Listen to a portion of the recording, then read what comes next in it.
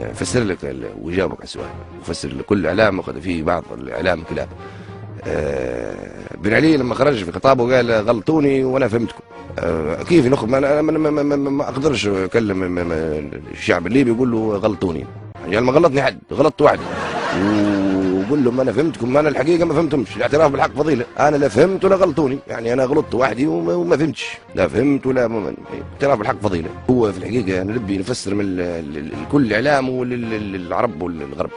الرئيس التونسي المخلوع بن علي ولا المبارك ولا كل الرؤساء اللي خرجوا قبل ما يخرجوا جو للشعوب بتاعهم وعملوا معاهم خطاب ب10 دقائق وبعدين خرجوهم. يعني ظاهر القاعده بتقول انه كل خطاب ب10 دقائق بعده انخلاع رئيس.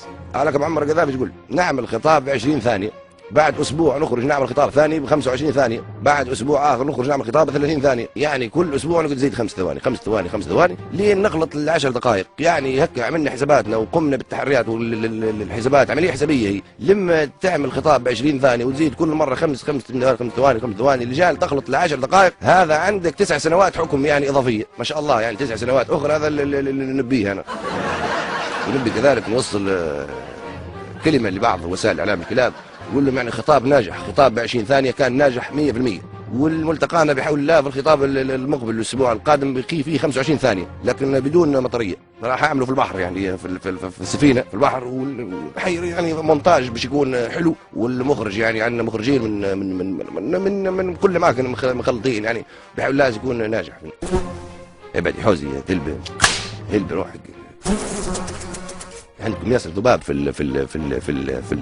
الخيمه، يعني شيء كبير.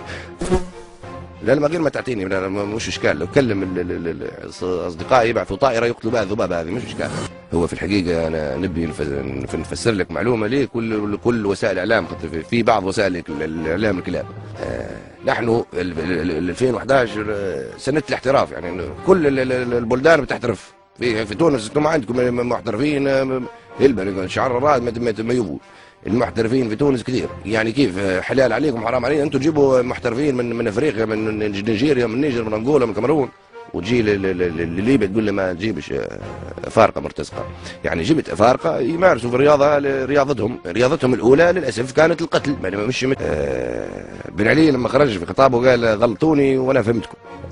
كيف نخرج؟ ما اقدرش اكلم الشعب الليبي يقول له غلطوني، يعني ما غلطني حد، غلطت وحدي وقول لهم انا فهمتكم. انا الحقيقه ما فهمتهمش، الاعتراف بالحق فضيله، انا لا فهمت ولا غلطوني، يعني انا غلطت وحدي وما فهمتش، لا فهمت ولا الشعب الليبي يقول له غلطوني، يعني ما غلطني حد، غلطت وحدي وقول لهم انا فهمتكم. انا الحقيقه ما فهمتهمش، الاعتراف بالحق فضيله، انا لا فهمت ولا غلطوني، يعني انا غلطت وحدي وما فهمتش، لا فهمت ولا الاعتراف بالحق فضيله.